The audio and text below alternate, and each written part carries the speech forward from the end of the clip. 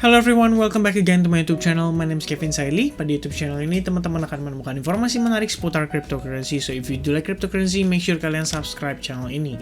Teman-teman, pada video update kali ini kita akan membahas something yang mungkin sedikit berbeda dari yang biasa saya bahas, yaitu Decentraland atau Mana. Nah, ternyata teman-teman, hari ini Mana mendapatkan kabar yang cukup gembira. Jadi salah satu perusahaan raksasa di Korea itu ada menaruh investasi lah ya, kita bilang. Mungkin investasi, bisa dibilang sebagai berpartisipasi di dalam metaverse yang akan di launching oleh Mana, teman-teman, yaitu Samsung, teman-teman. Samsung enters the metaverse, opening its flagship 837 store in Decentraland. Jadi singkatnya, Samsung has partnered with Decentraland to open its flagship 837 store in the metaverse. The virtual Samsung A37X store will be open in Decentraland for a limited time. Jadi memang ini saya rasa marketingnya juga ya oleh Decentraland dan approach ke Samsung atau Samsung, dan kita ngelihat di sini cukup menarik, teman-teman ya. Ini adalah ada gambarnya ya. Kalau kita lihat ya, kira-kira store-nya kurang lebih kayak gini. Nama store-nya itu adalah 837X. Lalu udah ada beberapa merchandise 837X seperti ini. Ini mungkin NFT-nya ya. Dan kelihatannya cukup menarik, teman-teman. Buat teman-teman yang pada mungkin mempersiapkan untuk main di Decentraland ya, dan juga untuk transaksi di Mana atau Decentraland, ini tentunya menjadi kabar positif untuk kita semua, teman-teman. Nah, kita lihat sekilas dari chartnya sendiri, seperti apa sih gambarannya Decentraland gitu. Sebelumnya saya belum pernah melakukan analisis sih, jadi kita akan coba untuk breakdown analisisnya dari awal, teman-teman ya. Nah, pertama kalau kita lihat di sini, terakhir Decentraland itu mengalami pergerakan yang sangat impulsif. Ini saya rasa adalah waktu zamannya trennya metaverse lagi hot-hotnya banget ya, teman-teman. Ini harusnya sih di kisaran bulan Oktober. Nah, ini meletus berbarengan seingat saya dengan Sand pada saat itu, atau Sandbox, dan juga kawan-kawannya. Ada CHR ya, atau Chromia kalau nggak salah. Nah, impulsive move-nya ini sangat signifikan, dan until now kita belum melihat ada yang namanya pullback atau testing terhadap resistance yang sebelumnya pernah menahan pergerakan Mana atau Decentraland. Jadi kita bisa consider ini sebagai all time high-nya dia yang terakhir sampai dengan kisaran bulan Oktober, sampai akhirnya di Oktober itu dia create new all time high. Nah, ini sebenarnya adalah area key support atau ya key support lah ya, yang sangat berpengaruh terhadap kondisi untuk si Decentraland ke depannya. Nah, sebenarnya ini kalau lihat sekilas, teman-teman, ada satu yang kita bisa antisipasi atau kita perlu antisipasi, yaitu potensi pembentukan yang namanya si head and shoulders pattern, which means saat ini sebenarnya posisinya lagi break. Cuman good newsnya adalah karena tadi informasi Samsung tersebut yang bekerja sama dengan si Decentraland atau Mana menyebabkan pergerakan Decentraland itu suddenly rebound signifikan. Dan kalau misalkan kita bisa mendapati closing today kayak gini, teman-teman, ini sih harusnya bisa mengindikasikan adanya kita bilang ini sebagai bullish engulfing lah ya, atau bullish engulfing candlestick pattern, which means ini posisi badan candle itu memakan kondisi penurunan yang terjadi satu hari sebelumnya, yaitu di kisaran tanggal 5 Januari tepatnya kemarin pada saat Bitcoin dump ya. Nah, sekilas kalau misalnya kita tambahkan lagi di sini, kita juga bisa lihat ada potensi senario yang namanya kita bilang dengan si falling wedge pattern. Nah, ada reason kenapa saya tidak mengambil tail candle yang di sini, teman-teman, karena menurut saya ini kurang begitu valid.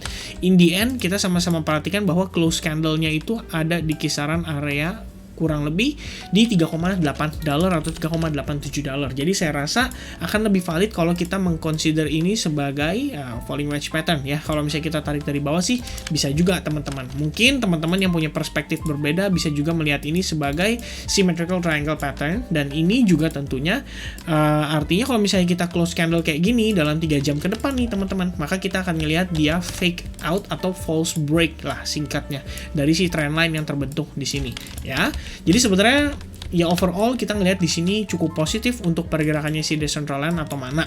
Kalau misalnya kita tambahkan lagi, kita akan cari tahu potensi untuk supportnya dia itu berada di kisaran, harusnya sih teman-teman dekat-dekat Fibo 78,6% ya, which means itu di kisaran area $2.723. Jadi di sini kita boleh tambahkan juga area support tentunya untuk kita mengantisipasi kalau misalkan kita mau cari tahu potensi bottomnya dia, dan juga kalau misalkan teman-teman yang mau trading dan mau tahu istilahnya penempatan stop loss yang ideal. Tapi ini sebenarnya nggak disarankan karena ini lebih ke arah swing ya, terutama untuk time frame daily. Ini pasti untuk jangka menengah maupun jangka panjang. Yang pasti adalah kalau kita bisa lihat dia closing kayak gini, ini akan bagus banget buat pergerakan Decentraland ke depannya teman-teman. Oke, sekilas itu dulu update-nya untuk time frame daily. Dan harapannya sih adalah dia berhasil breakout ya dari si falling wedge pattern, sehingga dia bisa meneruskan penguatannya lagi dan menuju ke new all time high.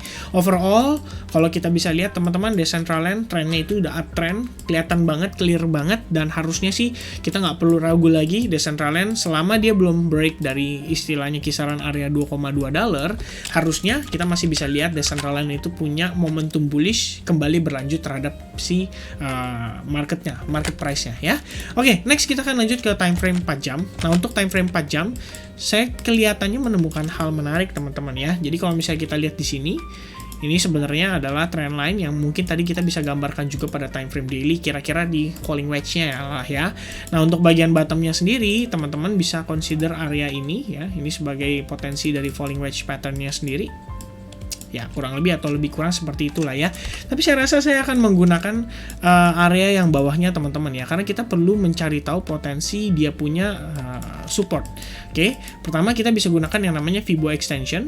Jadi kita akan coba tarik dari recent pelemahannya menuju ke pullback-nya dia, dan itu berada di kisaran $2,6 ya untuk potensi area supportnya dia. Nah, kita lihat di sini teman-teman. Lebih kurang seperti itu. Nah, kalau misalnya kita tarik lagi ke time frame hourly, ini sebenarnya well tested ya di kisaran area itu.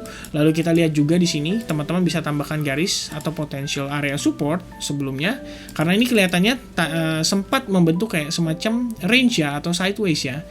Lebih kurang di kisaran area ini ya. Teman-teman bisa consider ini sebagai either itu descending triangle, which means seperti ini, atau kalian juga bisa consider ini sebagai range atau sideways saja ya. Karena in the end kita lihat di bagian atasnya ini juga kepake teman-teman ya. Kita lihat resistance yang terbangun di sini itu menyebabkan si mana atau Decentraland kembali terreject lagi pada area tersebut. Nah, kalau misalkan kita lihat seperti ini kondisinya, ini sebenarnya sih saya suka banget dan terlihat sangat menarik ya. Karena dia seperti fake out jatuhnya. Jadi kayak nggak failed untuk meneruskan momentum pelemahannya. Kita lihat di sini momentum untuk sellersnya sendiri sudah kehabisan napas dan kehabisan bensin kalau biasanya kita bilang teman-teman. Atau di sisi lain kita juga bisa lihat di sini berpotensi membentuk yang namanya V-formation. Nah, kalau misalnya sudah terbentuk V-formation seperti ini, berikutnya informasi yang saya butuhkan adalah saya pengen tahu nih, kira-kira si Decentraland atau mana ini mampu nggak sih mungkin dia bertahan di kisaran area support yang sebelumnya. Dengan begitu, kalau misalkan dia confirm dan dia bisa bertahan di atas area ini serta dia berhasil create breakout lagi dari sini, berarti harusnya teman-teman ini berpotensi menjadi area higher low-nya kita. Nah, kalau misalnya kita lihat nih secara overall, kalian pasti menyadari bahwa kita di sini terlihat ya sudah mulai berubah secara momentumnya. Dari yang tadinya dia create lower low, saat ini malah berubah menjadi higher low. Nah, kalau misalkan kita ngelihat dia sideways di sini lagi, teman-teman bahkan bisa menambahkan satu scenario yang kita cukup sering atau cukup familiar, yaitu inverse head and shoulders ya. Lebih kurang kalau misalkan dia berhasil breakout dari area yang kita percayai sebagai potensi area neckline-nya, mungkin bisa juga bentuknya seperti ini atau diagonal, maka ini harusnya menjadi opportunity untuk kita transaksi di mana mungkin bisa dibeli atau istilahnya long untuk market futures-nya. Tapi balik lagi teman-teman, disclaimer, it's not a financial advice. Make sure kalau misalnya kalian mau transaksi, gunakanlah analisa atau research dari hasil teman-teman sendiri gitu ya. Dan mudah-mudahan sih kalau misalkan dari yang saya sharingkan ini, saya sih ngelihat cukup besar probabilitasnya untuk kita kembali melihat mana kembali terrebound lebih cepat gitu loh. Istilahnya recovery-nya gitu ya. Hari ini aja dia gain sekitar 12%. Meanwhile, Bitcoin masih under pressure di bawah 0,5% ya. Dan beruntungnya lagi, Bitcoin dominance juga terpressure, jadi harusnya mana itu punya kebebasan untuk pergerakannya dia gitu ya. Harapannya adalah dia sideways saja di kisaran ini before dia melanjutkan penguatan. So, saya rasa teman-teman, update yang bisa saya berikan seputar mana atau Decentraland lebih kurang seperti itu. Mudah-mudahan apa yang saya sampaikan bisa bermanfaat teman-teman. Sedikit tambahan untuk potensi target daripada si Decentraland. Kita bisa menggunakan Fibo extension juga. Kita tarik dari impulsifnya menuju ke pullbacknya, dan harusnya ada potensi target kita bisa mencapai kisaran 3,8 dollar. Dan itu kalau misalnya kita slide ke samping, ini berarti kisaran resistance sebelumnya ya teman-teman. Ya, itu bisa menjadi potensi target. Mudah-mudahan sih kalau nggak ada halangan. Alright, thank you very much for watching this video. I hope I'll see you guys again in the next update. God bless everyone. Have a nice day. Cheers.